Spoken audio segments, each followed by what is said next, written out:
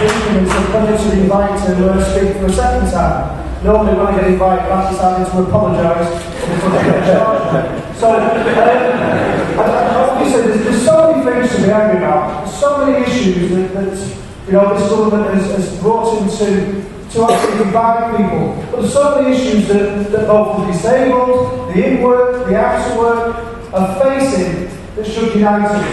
And one thing for certain, one of the things we cannot do or allow ourselves to do is to divide ourselves thinking that our issue is more important than somebody else's. The fact of the matter is, the way we beat this government is by making sure we join together and we fight together. We have to make sure that whatever person is in dispute, whatever person is suffering, we come together and we work together and we support one another, because that's what communities do, and that's what this nation is. It's a nation of a community. People with a long and proud history of standing up for each other. And that's what we've got to remember, and that's what we've got to get out there, because we've also got to smash the myths as well.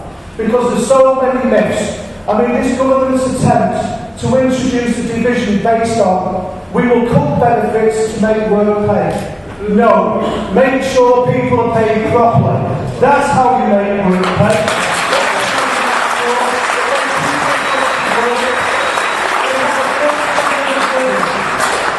There was a banker on the other day which gave a quite interesting concept about the amount of money that's been lent to the banks. What he said was, instead of giving all that billions of pounds to the bank, why not get every single person? It's quite a simple message too. Give every person 64 million dollars. Give every person in the country £1 million. 64 million pounds. What's the growth? Because people would have to go out and we'd have to manufacture.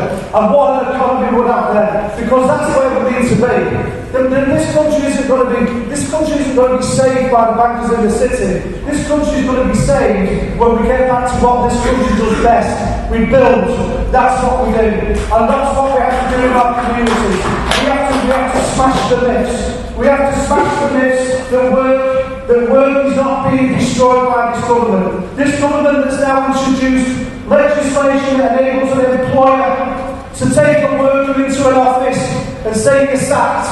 And by the way, if you don't take this lump sum of money, the fact that I've told you you're sacked you can't use. And when you go to your employment tribunal, it'll cost you £1,200. But if you're a disabled person, it'll cost you £2,400. If you're a black disabled person, it'll cost you £3,600. Because that's one of the reasons why you've been discriminated against. And that goes all the way up to £8,600. Now, working people in this country don't realise that that's probably the position they're in. Because they're being misled, they're being told that this is all about making work pay. It's an abuse of power and an abuse of privilege.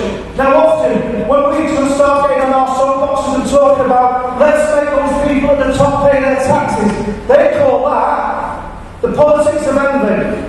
As my colleague would say to me, but he says to me, no, that's the politics of necessity, because that's what it is. This is the politics of necessity.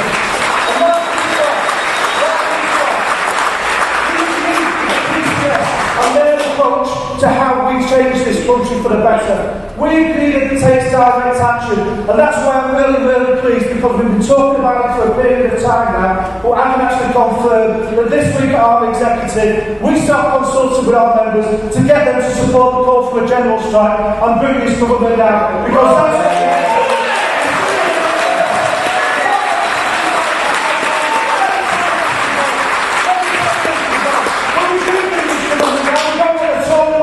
either. We want a government that's going to make sure that it represents the people of this country, because that's what we're entitled to, that's what we have a right to. So I would just say, let's continue the fight, let's make sure we go out there and smash the mess, let's join together, let's start marching together, let's fight together. Solidarity.